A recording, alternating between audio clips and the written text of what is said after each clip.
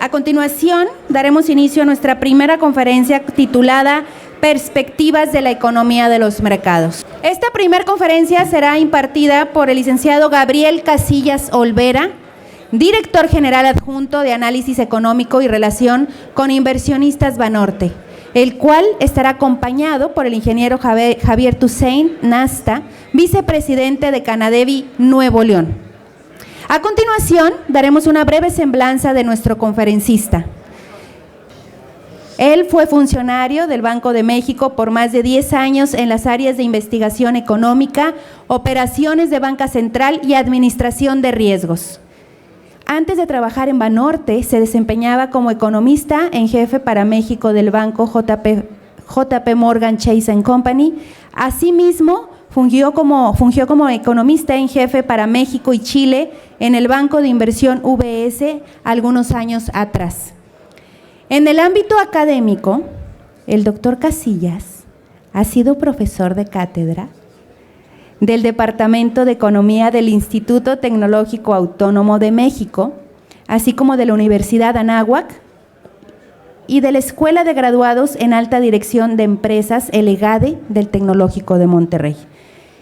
Es miembro del selecto grupo de líderes del futuro del Instituto Internacional de Finanzas y presidente del Comité de Estudios Económicos del Instituto Mexicano de Ejecutivos de Finanzas.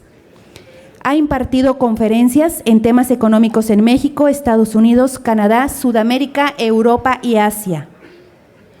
A su vez, ha sido referee de la revista de análisis económico de Georgetown University, el Trimestre Económico, y ha publicado artículos en diversas revistas especializadas.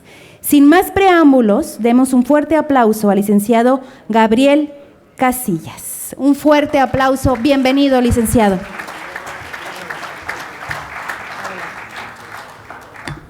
Hola, ¿qué tal? Muy buenas tardes. Pues muchísimas gracias a la Canadevi a nivel nacional, a la Canadevi Nuevo León, a Marco, a Gonzalo, a Javier y a mi buen amigo Antonio de Lozúa. Muchas gracias por permitirme estar aquí para platicarles qué estamos viendo en el equipo de análisis económico sobre la economía global y sobre México. La inauguración yo creo que estuvo muy interesante, tuvimos grandes personalidades y la verdad es que siempre es interesante ver esta parte y ver cuál es el apoyo que se le va a dar a la industria de la vivienda, ¿no? Entonces yo creo que eso es muy, muy importante, pero también se alargó un poquito. Entonces trataré de irme rápido, pero hacerla lo más dinámica posible y que les sea de mucha utilidad, ¿no? Entonces, en estas perspectivas, la voy a dividir en tres la presentación. La primera parte es una breve reflexión de lo que está experimentando el mundo hoy por hoy, porque estamos experimentando esta ola de populismo. ¿Cómo llegamos a esta ola de populismo en el cual pues, es una afrenta en parte a la globalización? No en todos lados es el mismo populismo exactamente, pero yo creo que vale la pena hacer una breve reflexión al respecto. Segundo, hablar un poquito de los tres temas globales más importantes y en eso, cómo encaja México y cuáles son nuestras perspectivas hacia adelante. Entonces, empezando con la breve reflexión, quisiera platicarles un poquito, ¿no? Recuerden el siglo pasado, ¿no? En 1900, el siglo XX, como que se debatió por muchos años si se adoptaba un modelo capitalista o se adoptaba un modelo más de carácter socialista, qué era lo mejor, ¿no? Entonces tuvimos pues muchos experimentos en diferentes lugares y si ustedes recuerdan, muchos de ustedes son muy jóvenes, no tanto, pero otros seguro sí lo recuerdan, hubo una respuesta contundente a este debate. Y esto fue en fechas a finales del siglo pasado. Una, sin duda, fue la caída del muro de Berlín. Creo que muchos de nosotros recordamos el momento tan emotivo en que se reunieron familias cuando quedó, cuando se tiró este muro de Berlín en noviembre de 1989. 2 años después, una Navidad, ¿no? En 1991, la caída de la Unión Soviética. Vemos ahí cómo están quemando, ¿no? Un pasaporte con la cara de Lenin. Parecía ser que a partir de aquí la ola globalizadora ya no había ni preguntas. La respuesta era contundente y había que adoptar un modelo capitalista y pues aunado a todo esto comenzamos a ver muchos países uniéndose a esta ola de globalización. hablo ahí de algunos, pero son muchísimos, ¿no? Pero pues, Argentina, claramente México, Bolivia, Brasil, Polonia, que estuvieron uniendo a toda esta ola de privatizar las empresas que eran del gobierno, de abrir sus fronteras a la competencia global, etcétera, ¿no? Incluyendo inclusive Venezuela, ¿no? China entró a la Organización Mundial de Comercio en 2001 y pues hasta ahí como que esa era la ola, ese era el momento de ir haciéndose un país más abierto, más de competencia, más de mercados. Sin embargo, pues como ustedes saben, hubo dos eventos muy importantes que fueron una afrenta a este tema de globalización. El primero, ¿no? Algo que recientemente se cumplió ya 18 años de su ocurrencia.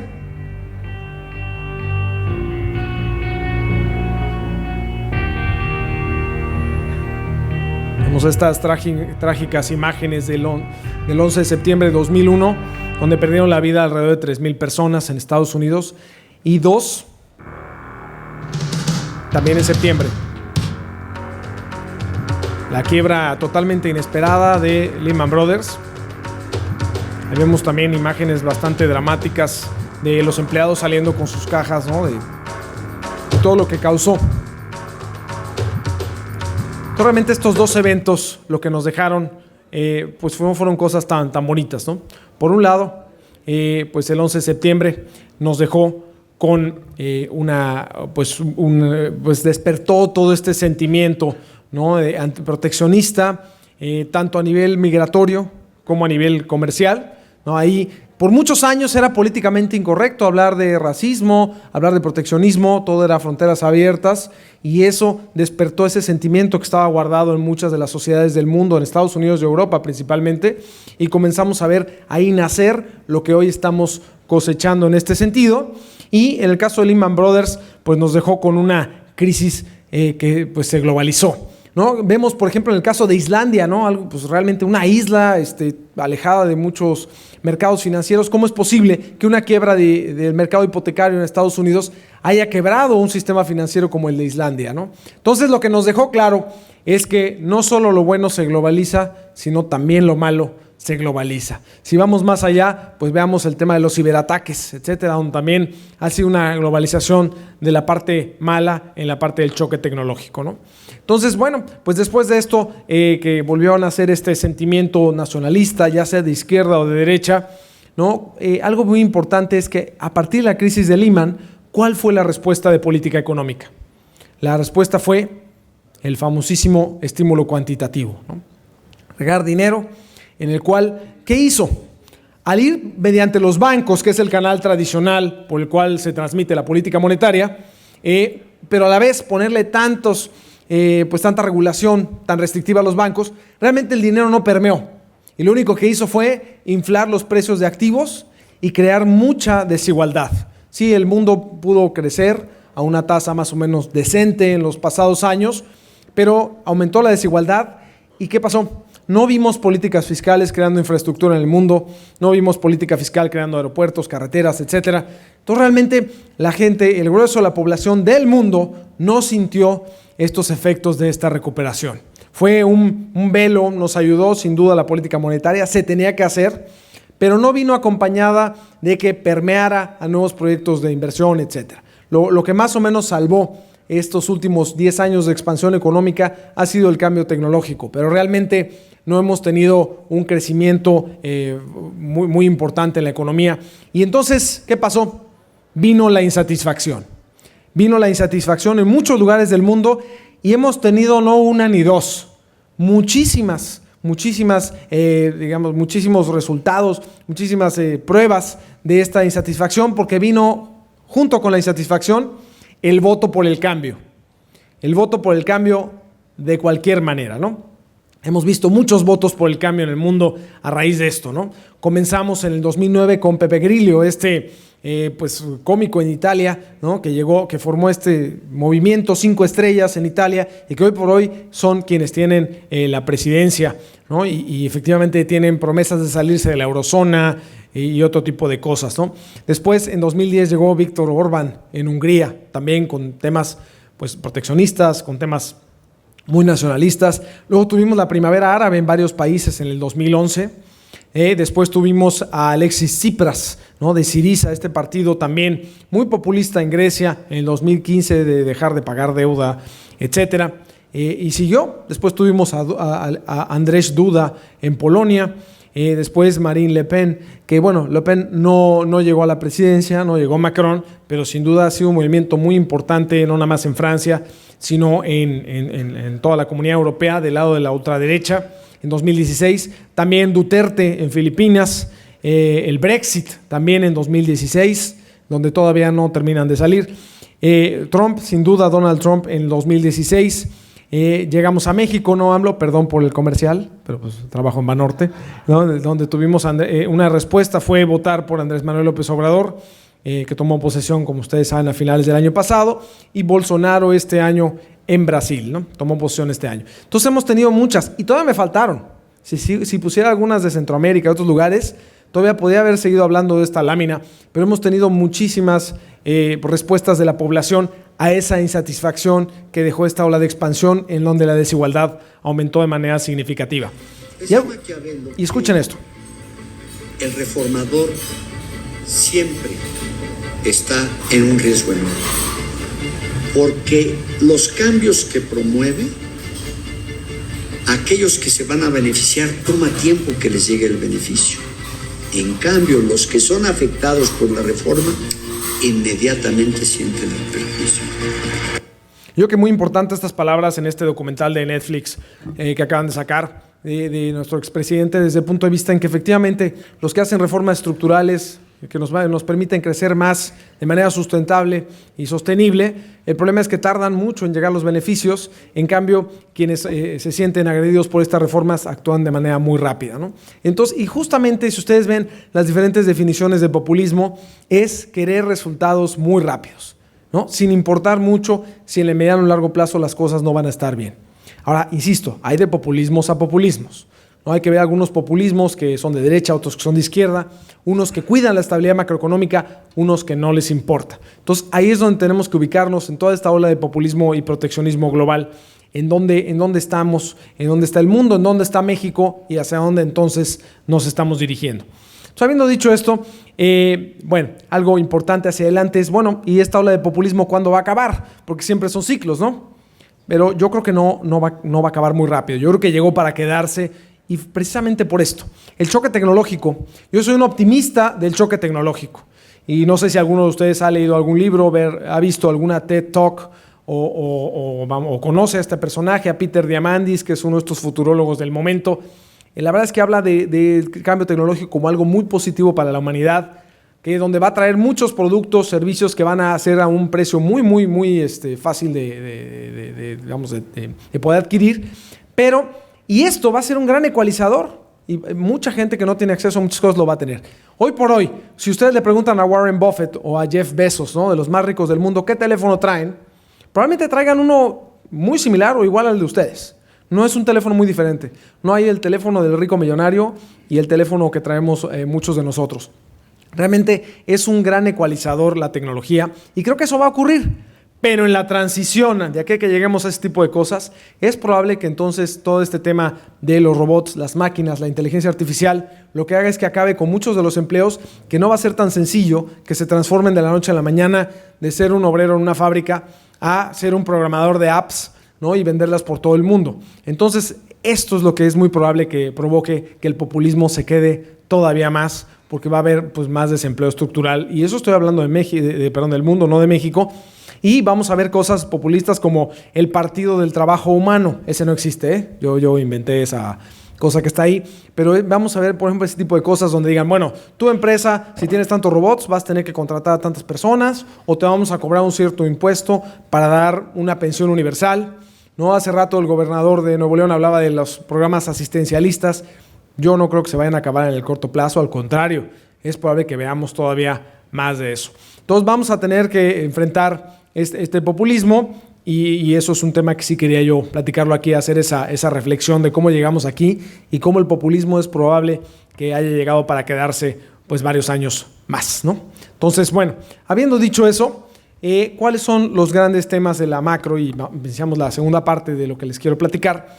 Y son 3 temas realmente los que se está enfocando la gente. En algunas semanas estaremos en Washington, D.C., en las reuniones del Fondo Monetario Internacional de otoño, que normalmente son en Washington, D.C., cada 3 años cambian de lugar. El año pasado fueron en Bali, en Indonesia. Este año no toca tan interesante el destino, es Washington, pero ni modo. Pero lo que se va a estar diciendo ahí es mucho estos temas de nueva cuenta. El primero es la parte estructural, los ciclos económicos. Normalmente en los últimos, de los 60 para acá, la fase de expansión de los ciclos económicos ha durado 5 años en promedio. Está mejor que la Biblia, ¿no? Que trae 7 años de vacas gordas, 7 años de vacas flacas. Y lo bueno es que las partes de vacas flacas han durado 1 o 2 años nada más.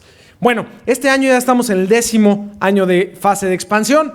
Claramente los mercados financieros están sumamente nerviosos desde el año 6, 7, 8. ¿No? ¿Qué tal hace 3 años cuando un dato de China no salía muy bien? En lugar de crecer 6.5, crecía 6.48 y los mercados se caían 2%. Los mercados han estado muy nerviosos porque saben que los ciclos económicos en la fase de expansión duran poco. Ahora, nosotros del lado del análisis económico no habíamos tenido realmente cifras, datos, hechos, eventos que nos pudiera hacer pensar que ahora sí ya vamos a ver la recesión. Entonces, pues si ustedes han seguido la mayoría de los analistas, no nada más nosotros, nuestra opinión, la verdad no habíamos visto peligro de recesión en los pasados años, pero todo cambió en la segunda mitad del año pasado. En la segunda mitad del año pasado comenzamos a ver ya algunos focos amarillos, ¿no? Y en ese sentido, yo creo que ahora sí podemos hablar de que sí se avecina una recesión a nivel global. Ojo, no una recesión como la de 2009 acompañada de crisis financiera, quiebra de bancos, pero sí una desaceleración importante, un Estados Unidos creciendo a 0%, algo parecido a lo que pasó en 2001 con la caída de las empresas de Internet y este tipo de cosas. Es lo que la mayoría de los economistas estamos pronosticando hoy en día.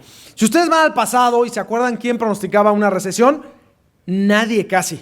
Eran muy poquitos economistas que pronosticaban una recesión. ¿Y qué pasaba cuando pasaba la recesión? Todo el mundo, no, es que nadie la esperaba. Ah, no, espérense. Había una persona que la estuvo pronosticando. Sí, pues tenía que pegarle, la pronostica cada año, ¿no? Pues algún día la tiene que tener correcta. Entonces sí hay economistas pesimistas de toda la vida, ¿no? Uno de ellos, por ejemplo, es Nouriel Roubini, que lo respeto y me cae muy bien, pero pues siempre está pronosticando la recesión. Entonces le va a pegar cuando llegue la recesión. Lo que no había visto es que la mayoría de las casas de análisis independiente, los bancos, los organismos multilaterales como el Banco Mundial, el Fondo Monetario, estuviéramos pronosticando una recesión que hoy se ve para finales de 2020, principios de 2021. Entonces, ese es el gran tema. Ahora, las otras dos son las fuerzas que van a hacer que este ciclo económico, esta recesión, se adelante, se posponga, sea más moderada o sea más dura, ¿no? ¿Cuáles son esas dos fuerzas? Por un lado, los riesgos geopolíticos. Si ven ahí este jueguito de las tablitas, que se me fue el nombre ahorita, pero que van quitando, pues justamente lo que vemos ahí es el Brexit, este tipo de cosas, la guerra comercial con China, Estados Unidos, el sinnúmero de riesgos geopolíticos que hoy estamos experimentando. Y el segundo es esta ola acomodaticia de bancos centrales, en donde hemos visto ya 59 bancos centrales bajando la tasa este año, incluyendo nuestro Banco Central, el Banco de México. Entonces, estas son las dos fuerzas que podrían, insisto, hacer una peor recesión, una mejor, que se posponga o que se adelante. Y en eso, aquí es la segunda parte. Entonces, en la parte de recesión global, de desaceleración global, se está agudizando. Si vemos, por ejemplo, estos índices que ven ahí, PMI, ustedes saben que significa Purchasing Managers Index. Es un índice construido a partir de los gerentes de compras de las empresas, donde se les pregunta su opinión si las cosas las ven mejor, igual o peor que los pasados 12 meses, y con esas opiniones se construyen estos índices. Entonces son mucho más oportunos que el PIB y otros datos, ¿no? El tema es que no son datos duros, pero si ustedes grafican esto con el PIB global o el de cada país, tienen una correlación positiva y muy alta.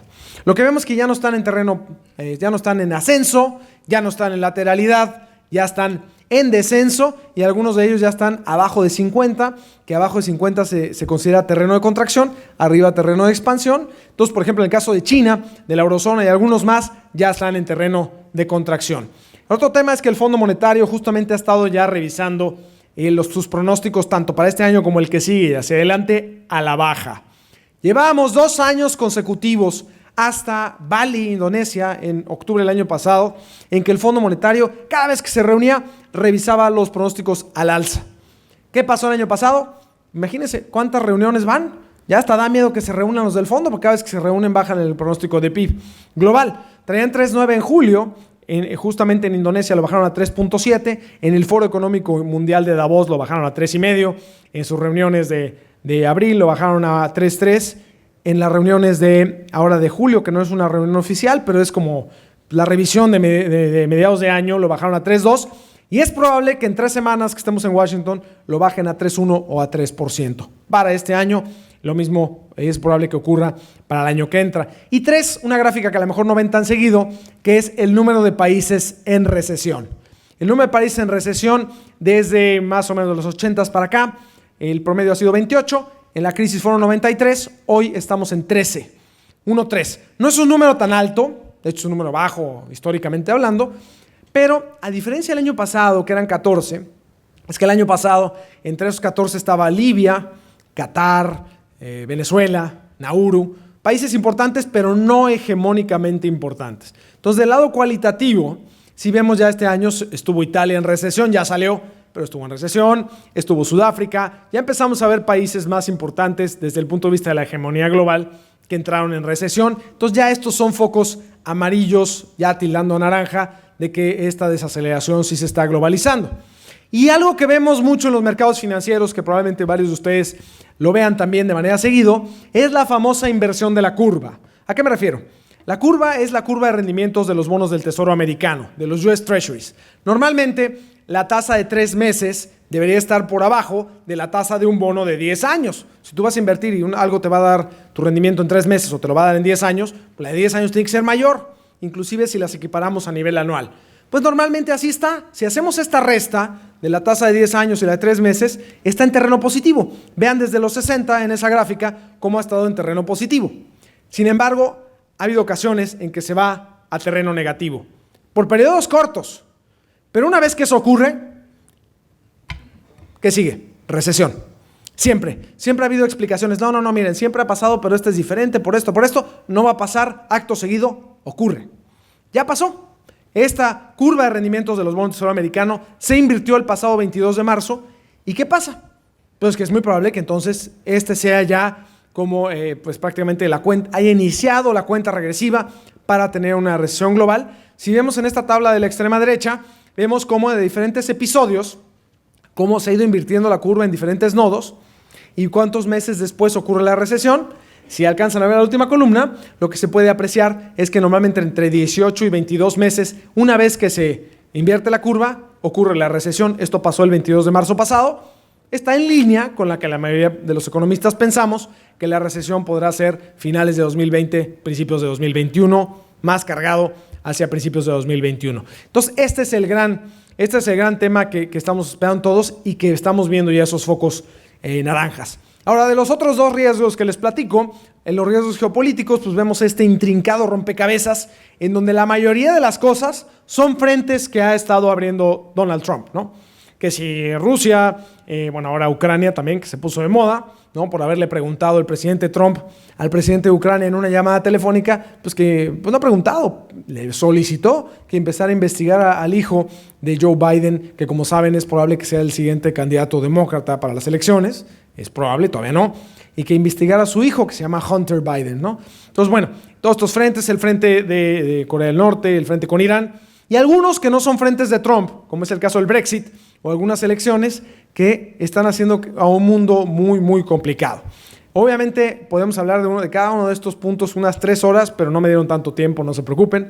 Entonces, voy a tocar nada más los más importantes, que claramente el más importante es la guerra comercial de Estados Unidos con China.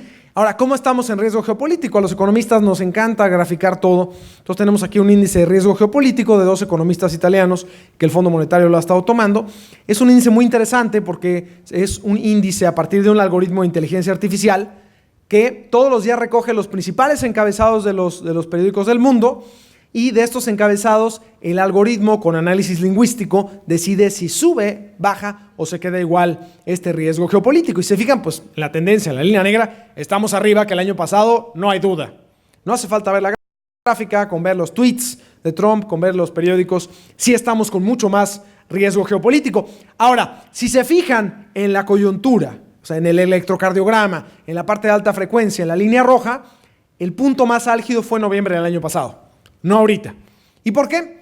Remontémonos a noviembre. Eran las elecciones intermedias en Estados Unidos y el presidente Trump en Estados Unidos tenía todos los incentivos. ¿Para qué? Para ser muy, muy agresivo con su retórica proteccionista, comercial y migratoria. Entonces, es lo que estábamos viendo. No había ni esperanzas para que realmente Donald Trump se reuniera con los chinos para empezar a negociar un tratado de libre comercio. Este año ya lo hemos tenido. Ya está negociando. Sí, como en toda negociación, pues hay veces que se levantan de la mesa y las cosas no van bien, pero ya está negociando. El año pasado no. Entonces sí le ha bajado varias rayitas Donald Trump, a pesar de que sí seguimos con un riesgo geopolítico muy álgido. Y en este sentido, ¿no?, en esta relación de China con Estados Unidos, nada más vean cómo se mueve el mercado de valores. La línea gris es el valor de capitalización de todo el mercado de valores del mundo y la línea roja es el crecimiento del comercio total de China con Estados Unidos.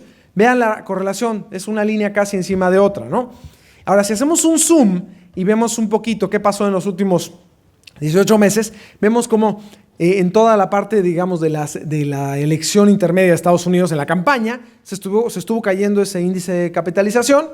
Después ya fueron las elecciones y los índices empezaron a subir otra vez. Se juntaron China y Estados Unidos a negociar.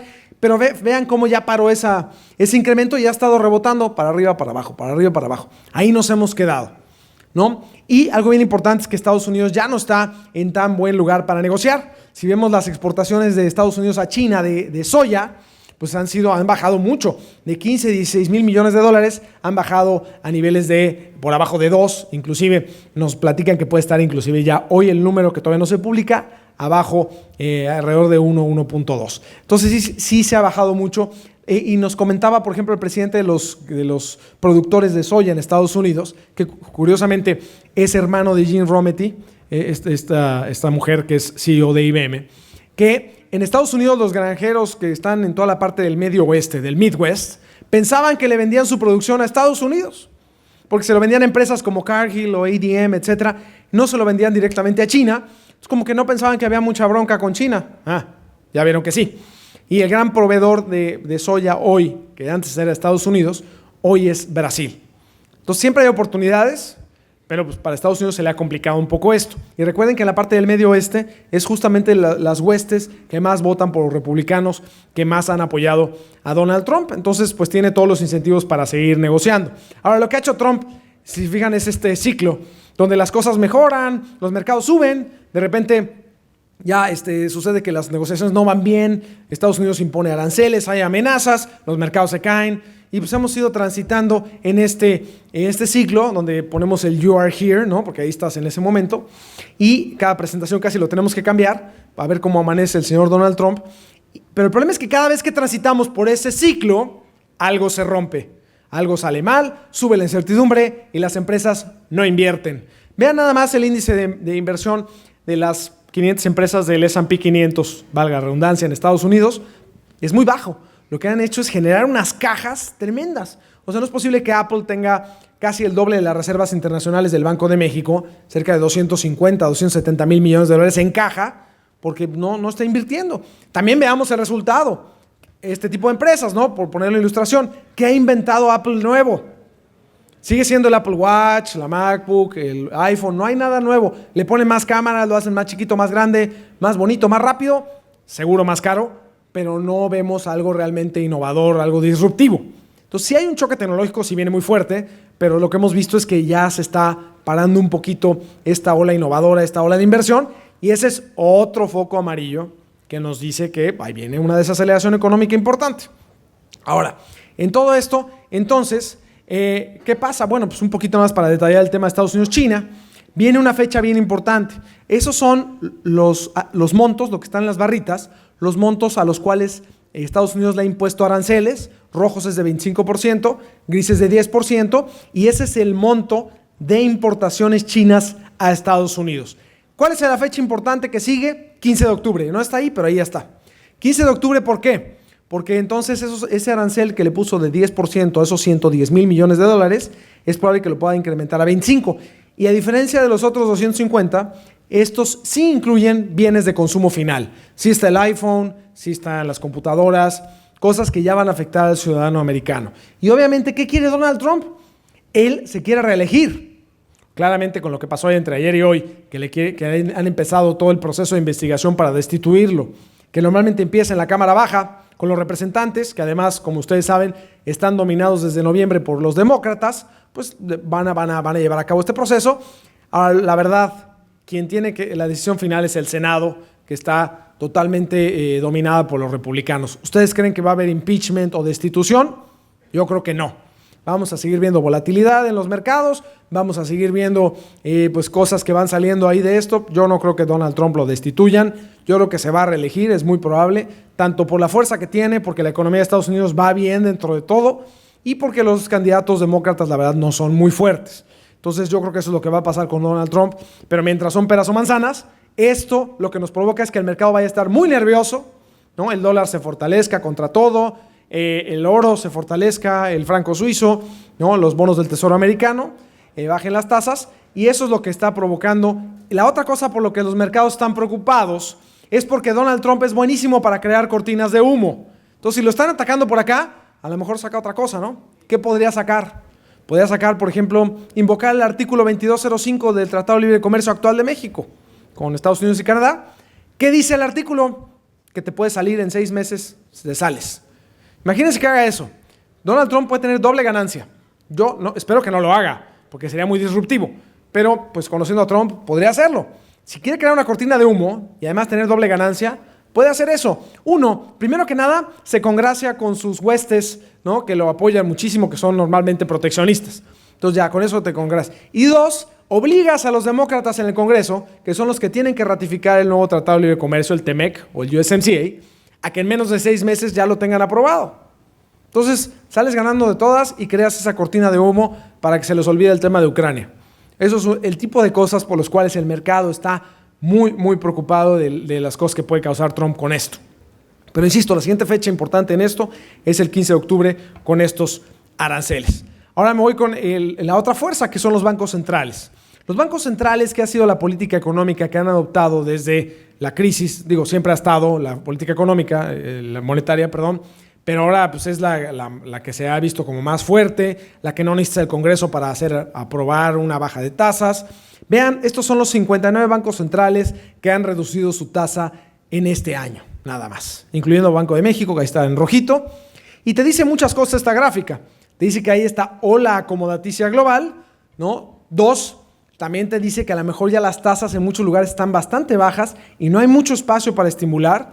Y 3, para México te dice, ¿sabes qué? La tasa no está tan baja, de hecho está bastante alta y hay espacio para que bajemos tasas. ¿Qué tanto va a estimular la economía? Desafortunadamente no tanto, pero al menos tendremos un ambiente de tasas bajas hacia adelante por lo que se puede ver.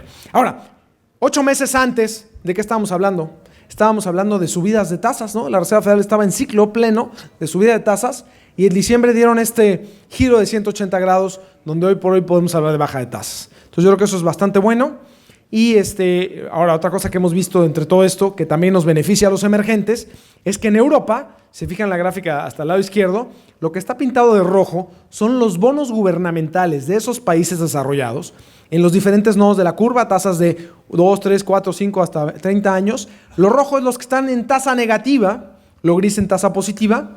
La gráfica de extrema izquierda es noviembre del año pasado, la de en medio es 30 de agosto.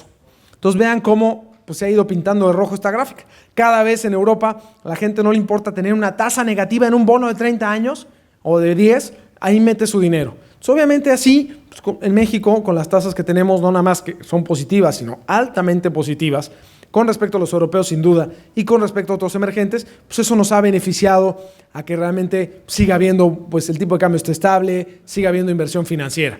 Pero esto es un punto que no va a durar mucho tiempo, ¿no? Va a durar tal vez algunos 18, 24 meses más. Con esto, bueno, llegamos a México, ¿no? Entonces, en este mundo de desaceleración económica, en este mundo de riesgos geopolíticos, donde otras cosas como el Brexit o el tema de Irán, el tema militar, se pueden poner mucho más complicados, ahí es donde nos insertamos. No voy a hablar más de los riesgos geopolíticos para irme ya a la parte de México, pero sin duda, nada más como breve comentario el Brexit. Yo creo que los británicos están como en esa fiesta que vamos y que nos estamos despidiendo, llevamos 3 horas despidiéndonos y encontramos a la persona que nos despedimos al principio y te dice, ¿qué no ya te ibas? Pues sí, pero me sigo despidiendo. Así están los británicos, no se quieren ir de la Unión Europea. Lo más probable es que del 31 de octubre, que es la fecha límite actual, Halloween, esta la pospongan hasta el 31 de enero y así se sigan, e inclusive podrían llamar a elecciones generales, que sería como una especie de segundo referéndum a ver si realmente quieren salirse de la Unión Europea. Ahora, ojo, si ustedes ven las encuestas para elecciones generales en Reino Unido, los conservadores están por arriba y los conservadores son pro-Brexit. Entonces, no necesariamente que convoquen elecciones significa que ya se libraron, ¿eh? Entonces, hay que estar muy atentos. Lo que sí creo es que se van a seguir tardando en salirse. Ahora, nos vamos a México. En México, pues sí, hay cosas que nos han brindado mucha incertidumbre, como la cancelación del nuevo aeropuerto de la Ciudad de México. Sin duda, esa decisión pues, fue tomada pues, con mucho sinsabor por el sector privado mexicano y por los inversionistas extranjeros. Pero no nada más fue eso, sino acto seguido, días después, ni siquiera semanas, días después, comenzaron a salir todas estas iniciativas, ¿no? Por ejemplo, esto de eliminar las comisiones bancarias, la iniciativa de utilizar las reservas del Banco de México para financiar infraestructura, la iniciativa para cambiar el sistema de pensiones y hacer una sola Afore, otra iniciativa para quitarle las concesiones a las empresas mineras, y esas han seguido saliendo, ¿no? Todavía hace 3 semanas vimos esta del diputado del PT queriendo, ¿cómo se dice?, regular los medios. O hace 6 meses una queriendo regular las calificadoras crediticias. Entonces hemos seguido viendo estas iniciativas que yo llamo incendiarias porque no son compatibles con el mercado. Y ha sido muy desafortunado porque le han quitado pues, mucha confianza para la inversión, tanto a nivel financiera global como a nivel de nuestro propio país. Entonces eso definitivamente no ha ayudado. Pero cuando hablo tanto con inversionistas en el extranjero o cuando hablo con empresarios en México, les digo, oigan, pero no hay tanta incertidumbre. Se me quedan viendo como, bueno, ¿en qué país vives, no? Pero la verdad es que no hay tanta. El presidente es by the book. Sigue su libro al pie de la letra. Su libro tiene más de 12 libros escritos, pero este último publicado en 2017, La Salida, la verdad, en la segunda parte, la primera es una descripción selectiva, diría yo, de la corrupción. La segunda, justamente, habla de las políticas que quiere emprender. Y todas las podemos ubicar en estos 3 rubros. 1, políticas de infraestructura. Aquí mismo hace rato hablábamos de la refinería en su estado natal de Tabasco, el Tren Maya, de los programas sociales, Jóvenes Construyendo el Futuro, el de las pensiones de adultos mayores. Y 3, las políticas de deshacer de Ondú, ¿no? Como en su computadora, Control Z.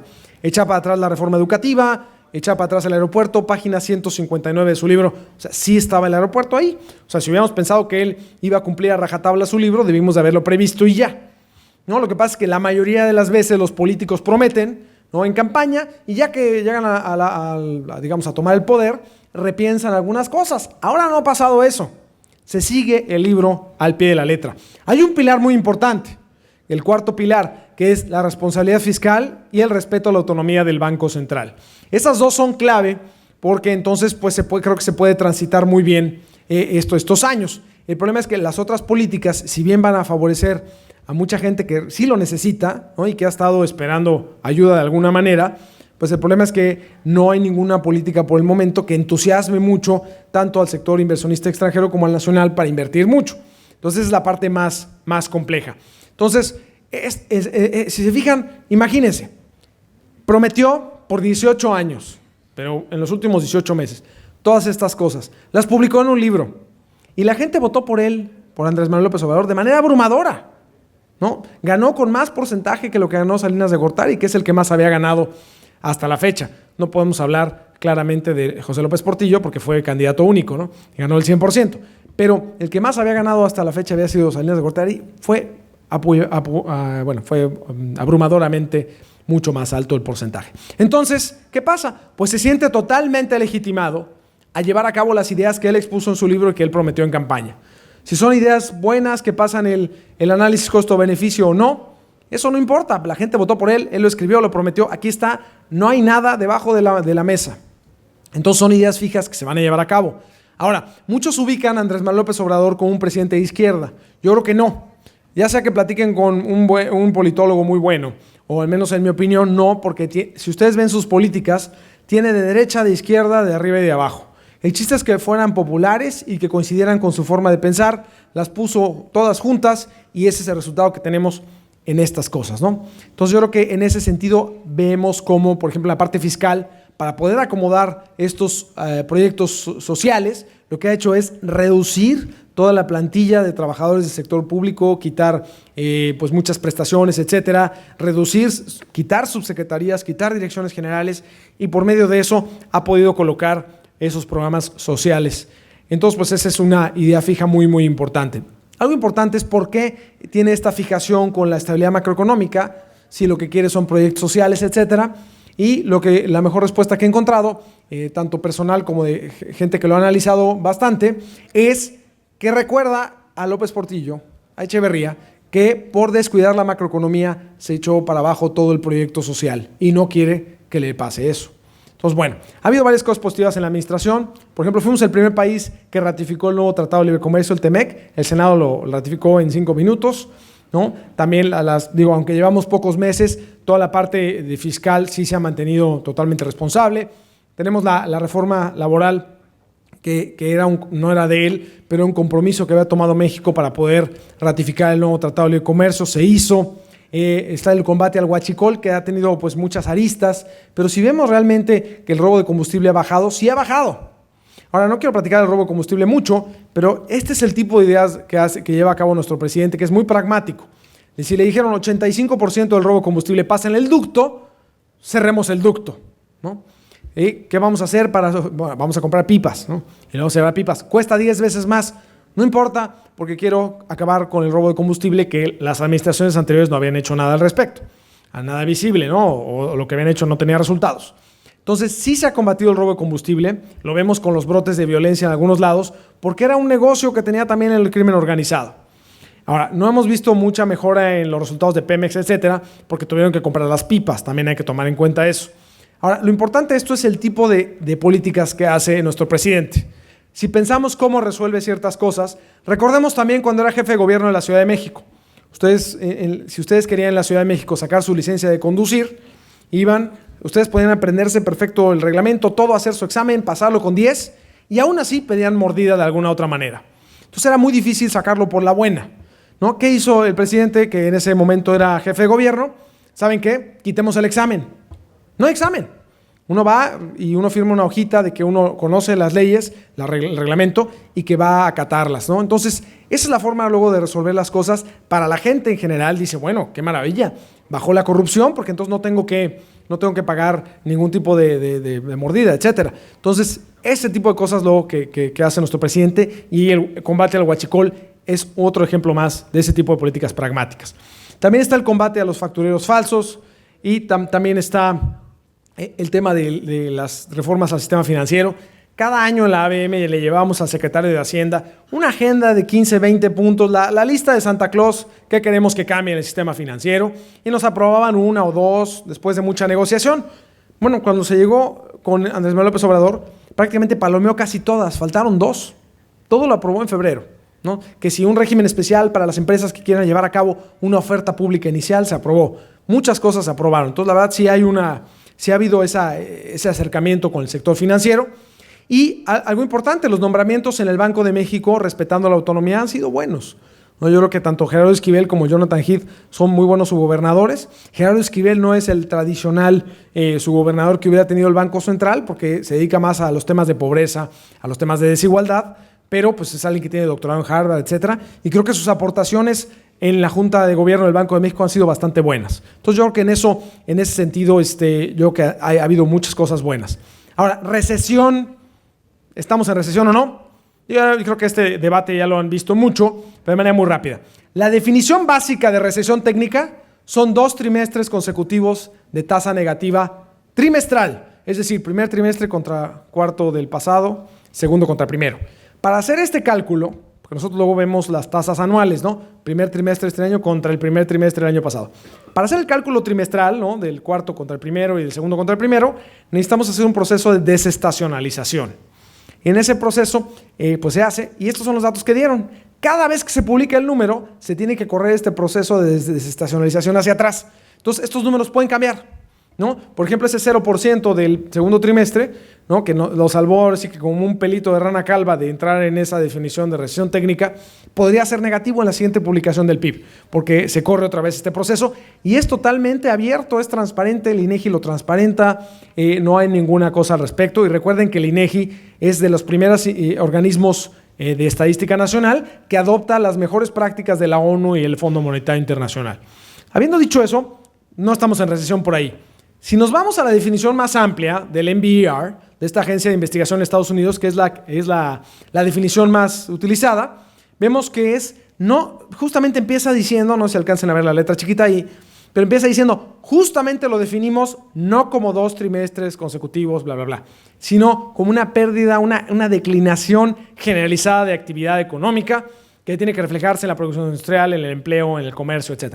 Eso tampoco estamos en recesión, porque a pesar de las tasas bajas de crecimiento, vean, el empleo, a pesar de que está creciendo poco, sigue en números positivos, ¿no? Si vemos en el año, la verdad es que vamos en número positivo. Ya no estamos creciendo a doble dígito en los empleos formales, pero seguimos creciendo. 2, la tasa de desempleo, para nada estamos en recesión. En 2009 se nos fue a 6%, ahorita estamos en 3.6%, justamente hoy en la mañana se publicó el número. Y en ventas al menudeo, aunque sí se ha desacelerado, seguimos en números positivos.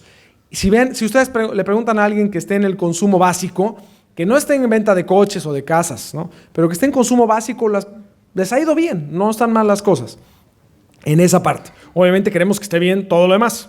Queremos que haya confianza para que la gente compre casa, para que haya créditos, etc. Pero bueno, ahora, importante hablar del PIB. Con esto me voy más rápido a los otros temas importantes. 1, en esta gráfica. Todos los primeros años de sexenio, la economía se desacelera en México. Vemos, Cedillo es un ejemplo muy malo, pero vean Fox, después de 5 años de crecer por arriba de 3%, el primer año de Fox en 2001 el PIB cayó 0.4%. Primer año de Calderón 2.3%, no suena mal, pero fue una desaceleración. Primer año de Peña Nieto 1.4%. Recordemos que el primer año de Peña Nieto, justo ustedes recordarán en la parte viviendera, cómo se cambió la fórmula de cómo se daban los subsidios del Infonavit y prácticamente mandó a la quiebra a Urbi, a Geo y a Omex, entre otras cosas que tenían ahí cada empresa en problemadas, ¿no? Entonces, pues con esto hubo un problema grave en el tema de la cadena de distribución y de construcción de la vivienda. Pero también, ¿no?, se le dejó de pagar a los proveedores de Pemex por más de 18 meses. O sea, tenemos cosas que siempre ocurren en un primer año de sexenio y particularidades. Las que siempre ocurren es que hay falta de inversión. El sector privado, desde las elecciones, pospone nuevos proyectos. Dice, no, hasta las elecciones y que entre el presidente ya vuelvo a reactivar proyectos. Mientras tanto, pues están invirtiendo en lo que traen. Y eso se acaba el primer año de gobierno, entonces hay un vacío de inversión del sector privado, siempre. Y 2, el sector público, nuevo presidente, cambia a toda la gente que quiere que lleva a cabo el gasto público, la inversión, ¿no? Por razones de corrupción, lo que ustedes gusten, quitan a todo el mundo. Y en México hemos hecho mucho por combatir la corrupción. No hemos sido muy exitosos, pero se ha hecho mucho. Entonces, las personas que ejercen el gasto y la inversión tienen que leer un manual de 5,000 páginas y nadie quiere que lo lleven a la cárcel porque te faltó una fotocopia, una firma. Entonces, tardan en gastar. Eso es lo que siempre ocurre. Ahora, y por eso nosotros, por ejemplo, desde el año pasado, a principios, traíamos 1.8% de crecimiento este año. Se fijan, la línea roja, éramos los más pesimistas. Me decían, oye, ¿por qué tan pesimista? Pues, ¿quién crees que va a ganar? Le dije, nadie. Es primer año de gobierno, se acabó, vamos a crecer menos. El mercado traía 2.5, 2.6. Hoy por hoy ya nos rebasaron y ahora somos los más optimistas, porque traemos 0.8 y el mercado trae 0.5. Entonces, en esto, si queremos un poquito ver, gracias, cómo explicar nuestro 1.8 actual, si empezamos del 2.3, que es la tasa de largo plazo, le quitamos 0.5 puntos o 50 puntos base de que es un primer año de gobierno, ahí llegamos al 1.8 y de ahí empezaron las particularidades, ¿no? El combate al huachicol, lo que llevó es que muchas entidades federativas no tuvieron gasolina y tuvieron que parar sus actividades económicas por varios días. Entonces eso le quitó 17 puntos base. Luego tuvimos las huelgas en Tamaulipas, los bloqueos en vías férreas en Michoacán, y ahí llegamos a 1.5 y de ahí 2 cosas importantes. No se ha generado la confianza suficiente y eso le tenemos que quitar pues casi 0.4 puntos, ¿no? Porque es simplemente decir que no se están reactivando los proyectos de inversión. Y 2, el tema de la suspensión de obra pública en la Ciudad de México. Estoy seguro que muchos de ustedes o personas que conocen saben que la nueva jefa de gobierno paró toda la obra pública en la Ciudad de México y la verdad es que eso ha parado muchísimo. Y el PIB de la Ciudad de México pesa 18.5% del PIB nacional. y la construcción en la Ciudad de México pesa 5%. Entonces ustedes hagan la multiplicación, pues te quita 0.4 puntos del PIB. Lo bueno es que la jefa de gobierno, desde hace más o menos como 3 semanas, ya ha empezado a reactivar estas obras, ¿no? a destrabarlas. Y la mayoría de los empresarios con los que yo he hablado que construyen la Ciudad de México me han dicho que no se les ha pedido nada a cambio, simplemente revisión de documentos, de que no hubiera corrupción, de que no hubiera ningún tipo de chanchullo y ya les están destrabando las obras. Entonces yo creo que habla bien. Lo malo es que fueron 7 meses de que se pararon todas estas obras de gran calado. Ahí llegamos a nuestro 0.8% de PIB. Ahora, 2 temas importantes, ¿no? Hacia adelante que estamos viendo. Del 2.3% que ha sido el histórico en México, hacia adelante no es nuestro pronóstico, es nuestra tasa mínima de crecimiento que vemos. Vemos que vamos a crecer 0.8%, el año que entra probablemente crezcamos al doble, parecido a la cifra que trae Secretaría de Hacienda en los precriterios. Simplemente con que por el efecto de base y que se empiecen a reactivar algunos proyectos de inversión, creo que podemos llegar a 1.4 el año que entra.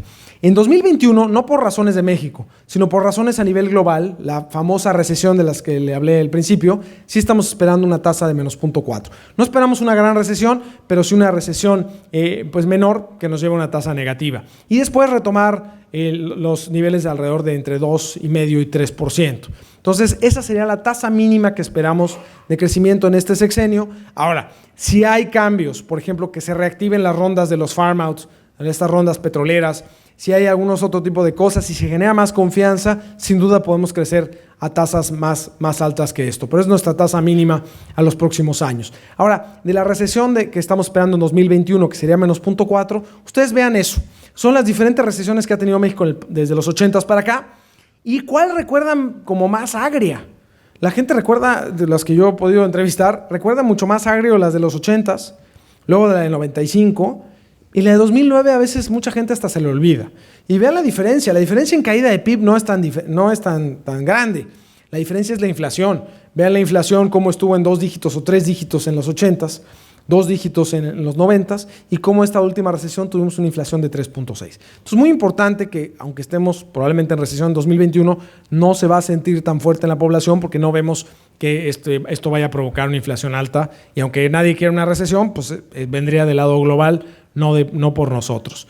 Las finanzas públicas han sido sanas. Si vemos los criterios, que son los supuestos para el año que entra, en general, tanto el PIB como la producción petrolera se ven asequibles. Ha habido muchas críticas de si vamos a llegar al 1.9 millones de barriles, porque estamos produciendo 1.67 en los datos oficiales, bueno, ya un poquito más. La verdad es que yo creo que sí podemos llegar. Muchos de los pozos petroleros, recordarán cuando José Antonio González Anaya, nuestro exsecretario de Hacienda, que fue director de Pemex hace como 3 años, Pepe Toño, llegó a Pemex. Y como el precio del petróleo se había caído por abajo de $30 por barril, cerró muchos pozos petroleros convencionales porque no eran pues redituables a ese precio. Hoy sí lo son, y son relativamente sencillos, por lo que me dicen los ingenieros petroleros, de reabrir. Y esos te pueden dar entre 200 y 300 mil barriles al día, ¿no? Entonces no era factible hacerlo hace 3 años, hoy sí, ¿no? A los precios actuales entre 55 y $60 por barril. Entonces, sí, yo sí considero que es factible que lleguemos al 1.9 millones de barriles al día del año que entra de producción, y con eso se mantengan las finanzas, una parte importante de las finanzas públicas sanas en los próximos años. Ahora, es importante mantener el grado de inversión. Ahí tenemos la participación de todos los extranjeros en el mercado de bonos mexicanos y cómo se ha ido metiendo en diferentes índices. El más importante, sin duda, es el WGBI, ¿no? Más o menos como en 2011, ese World Government Bond Index de Citibank. En ese realmente entró muchísima gente a invertir de Asia en los bonos mexicanos que ni siquiera los conocía. Hoy representa 60% de la tenencia de bonos del gobierno federal en pesos. Entonces, mantener el grado de inversión, ahí están las 3 grandes calificadoras. Donde está el escudo nacional es la calificación del soberano, y donde está Pemex es Pemex, ¿no? Pues hay que hacerlo fácil. Si ven, Fitch fue la de extrema izquierda, la que nos bajó la calificación hace como 3 meses, y la verdad yo no le veo intenciones de bajarnos más. Standard & Poor's los veo nerviosos, pero dispuestos a esperar a que se estén dando los buenos números fiscales que se han venido dando. Y para ellos, Pemex es una secretaría más del gobierno. Ellos no ven a Pemex como algo distinto. En cambio, para Moody's, yo creo que Moody's sí nos tienen un grado más, y Moody's sí los veo muy preocupados. Yo creo que puede ser muy pronto, podemos tener una degradación crediticia, pero no importante. Si nos vamos de A3 a Baa1, no es nada importante. El mercado ya lo trae descontado. Y lo más importante que ha hecho Secretaría de Hacienda es que para Moody's, sí, el soberano es muy diferente de Pemex. Pemex es una empresa totalmente distinta. Entonces, si ustedes ven muy distinto a Pemex que al gobierno federal, al soberano, y ustedes desprotegen un poco el soberano para proteger a Pemex con esos 5,000 millones de dólares que le acaban de dar, etcétera, ¿a quién le bajan la calificación? ¿Al que se desprotegió o a quién protegieron? Pues al que se desprotegió. Si bajan un grado, un escalón nada más al soberano, el mercado ya lo trae, no va a pasar nada. Y al contrario, pudieron haber salvado a Pemex que no caiga por debajo de la línea punteada, que es el famoso grado de inversión. Perder por 2 calificadoras el grado de inversión, cosa que no ha ocurrido, sí sería grave, porque entonces, no muy grave porque es Pemex, sería muy grave si fuera el soberano, pero si fuera Pemex, de todas maneras, habría una venta importante de recursos de bonos de Pemex, porque cuando ya no es grado de inversión, muchos inversionistas, por su mandato, ya no pueden tener esos bonos. Aunque les fascinen los bonos, lo tienen que salir a vender. Entonces, es muy importante salvar a Pemex de eso. Yo creo que Hacienda lo ha hecho muy bien. Entonces, a pesar de que a lo mejor en Moody's nos va a costar un escalón en el soberano, es probable que nos salvemos de Pemex. Ahora, al final de sexenio, cerramos los ojos ahorita, los abrimos en 5 años, yo no creo que perdamos grado de inversión. La verdad, como algunos han estado diciendo. Entonces yo creo que eso se va a mantener y eso va a mantener la estabilidad macroeconómica. Termino nada más con un comentario de Pemex y tipo de cambio, inflación, etcétera. Bueno, en Pemex sabemos toda la problemática, ¿no? Se ha caído la producción, está muy endeudada. Eso es un tema importante. Ahora, el plan de Pemex, lo bueno es que este plan, uno de sus pilares es justamente enfocarse en exploración y producción, ¿no? Entonces, aparte está bien.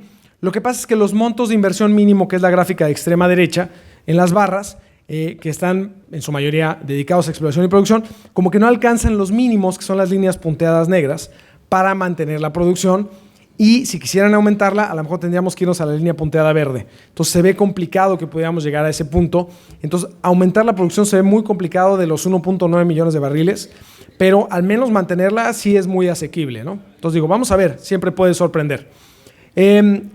Otro punto importante, yéndome a la parte de tasas de interés, tipo de cambio, etcétera, me salto un par de láminas. Algo muy importante aquí es en la bolsa, ¿no? La bolsa en los múltiplos, si vemos el valor de las empresas, el firm value, dividido entre el EBITDA, lo que hemos visto es que de estar casi en múltiplos por arriba de 12, 13, hemos regresado a los múltiplos de 2009, ¿no? Estamos en 7 veces. Entonces, no estamos en crisis como para que estén ahí. Las empresas, en su mayoría, las que cotizan en la bolsa, la verdad es que son buenas empresas, fundamentalmente muy bien. El chiste es que no ha habido emoción o no había habido emoción para que los inversionistas llegaran, ¿no? Entonces, ¿qué pasó? Que sí ha habido un cambio bien importante.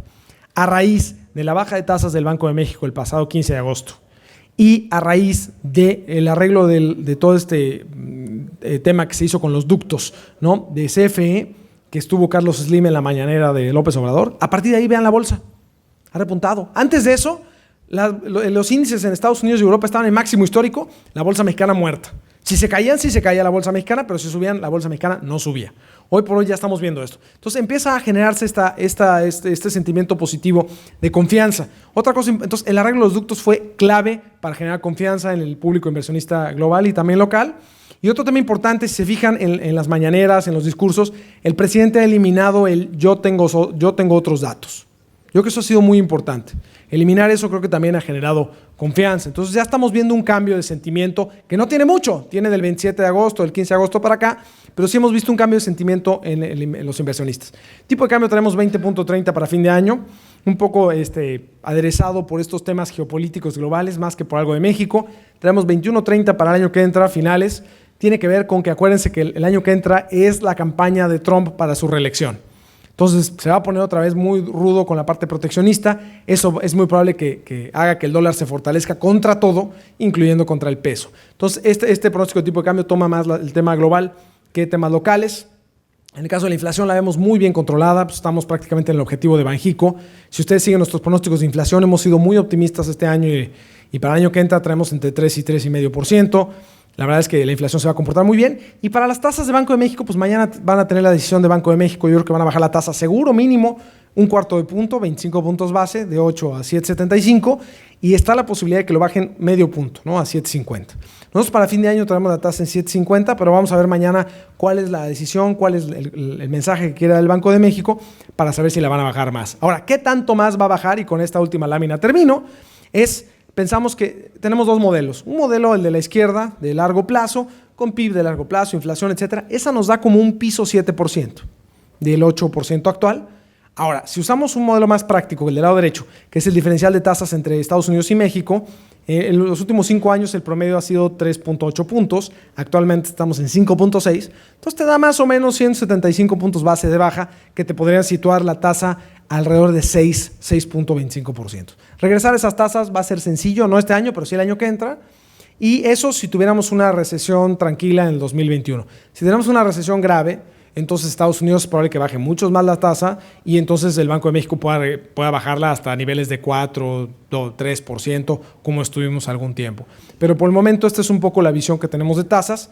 Y con esto les agradezco muchísimo toda su atención. Es una presentación larga, o sea que agradezco muchísimo y pues todas sus órdenes. Muchas gracias.